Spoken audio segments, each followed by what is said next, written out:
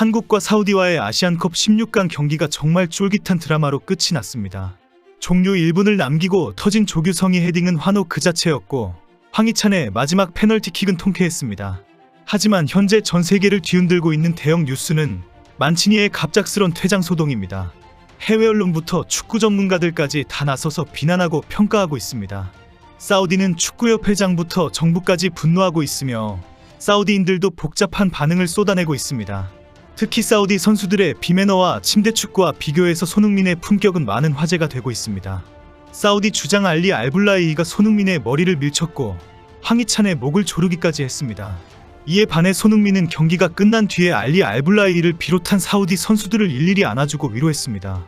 실력에서도 매너에서도 알리 알블라이히와 비교되는 손흥민의 모습에 사우디인들은 부끄럽다는 반응입니다. 오늘 경기에서 만치니 감독은 사우디 네 번째 키커의 슛이 조현우에게 막히자 갑자기 밖으로 나가버렸습니다. 한국의 네 번째 키커인 황희찬이 차기도 전이었고 아직 승부가 확정되지도 않은 순간이었습니다. 만약 황희찬과 한국의 다섯 번째 키커가 다 실축하고 사우디는 모두 차 넣는다면 사우디 승리의 가능성도 있었습니다. 그러나 만치니는 황희찬의 킥을 보지도 않은 상황에서 나가버렸고 결국 황희찬의 골로 경기는 한국의 승리로 마무리되었습니다.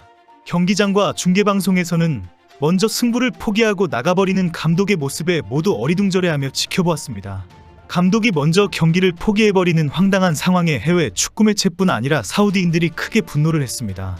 SNS에도 아랍어 댓글이 폭주하면서 온통 만치니 감독에 대한 비난이 쏟아졌습니다. 이런 권위 있는 대회에서 본 적이 없는 부끄러운 행위를 사우디 감독이 했다. 감독이 선수를 포기하는 초유의 방법이 나타났다. 만치니는 이제 선수들을 포기하고 떠날 준비를 하고 있다. 불쌍한 선수들이다. 나는 저런 감독을 절대 원하지 않을 것 같다. 사우디 현지 팬들은 더 나아가 만치니는 선수들을 포기했을 뿐 아니라 사우디를 향해서도 등을 돌렸다. 그는 이제 사우디와 함께 할 자격을 잃었다. 당장 짐을 싸서 나가라라고 비난했습니다. 승부차기라는 긴박한 상황에서 사우디 선수들은 두 번의 킥이 조현우에게 막혀서 희망이 차츰 꺼져가는 절망의 순간을 앞두고 있었다는 것입니다. 그런데 가장 먼저 용기와 힘을 줘야 하는 감독이 보나마나하다 한국에 졌다라고 포기했다는 것입니다. 만치니 감독은 퇴장한 후에 기자회견장에 아예 나타나지 않았습니다. 그리고 인터뷰에 나선 야세르 알미세알 사우디 축구연맹 회장은 용납할 수 없다라고 분노했습니다. 알미세알은 감독의 퇴장은 받아들일 수 없으며 왜 이런 일이 일어났는지 조사하고 적절한 조치를 취하겠다라고 밝혔습니다. 뒤늦게 인터뷰에 응한 만치니는 횡설수설하는 답변을 했습니다. 먼저 승부차기가 끝나기 전에 퇴장한 이유에 대해서는 열심히 한 선수들에게 무슨 말을 해야 할지 몰라서 나갔다라는 황당한 해명을 내놓았습니다.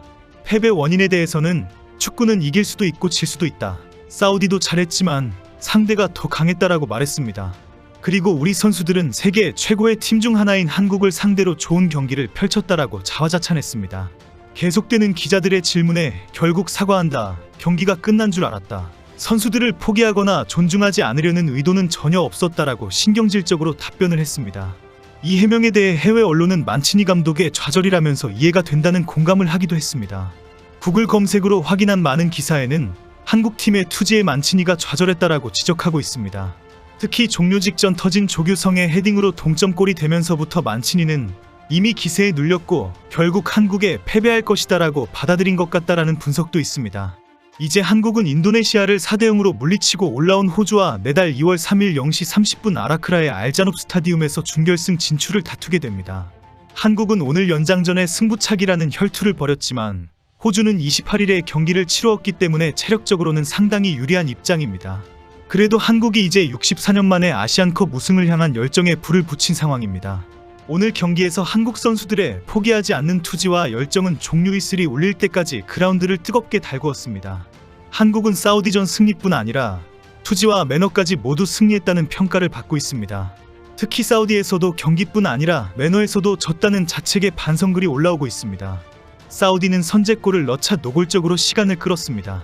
이들은 한국 선수와 부딪히기만 하면 바로 경기장에 들어누웠고 일어날 줄을 몰랐습니다. 한국 선수들을 걷어차거나 밀치고 잡아당기는 등의 비신사적인 행동을 보여주었습니다.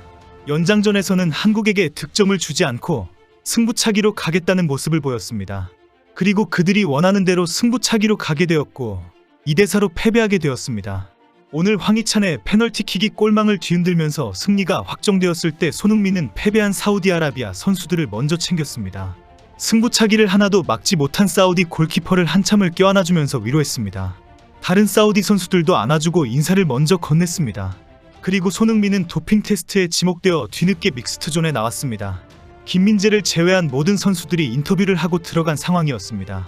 손흥민은 끝까지 기다리고 있던 취재진에게 고생하셨다는 인사를 건네었습니다. 사실 오늘 경기에서 재미있었던 장면은 조규성의 헤딩골이 들어간 후에 클리스만 감독에 미친 듯한 세리머니였습니다.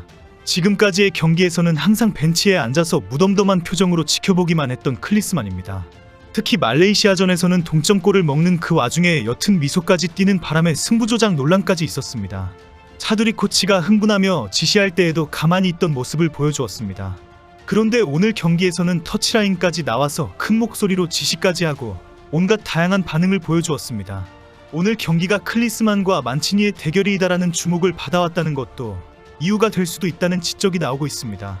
만치니의 연봉은 약 3천만 유로, 약 430억 원에 달할 것으로 보도하고 있으며 이는 이탈리아 대표팀에서 연봉 300만 유로, 약 43억 원을 받던 것의 무려 10배 수준입니다.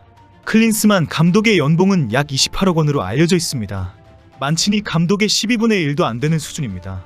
양팀의 감독인 만치니와 클린스만은 64년생 동갑이고 모두 현역 시절 각각 이탈리아와 독일을 대표하는 스트라이커였다는 공통점이 있습니다. 비슷한 시기에 이탈리아 세리에의 무대를 누볐고 자국 대표팀 지휘봉을 잡은 경력도 흡사합니다.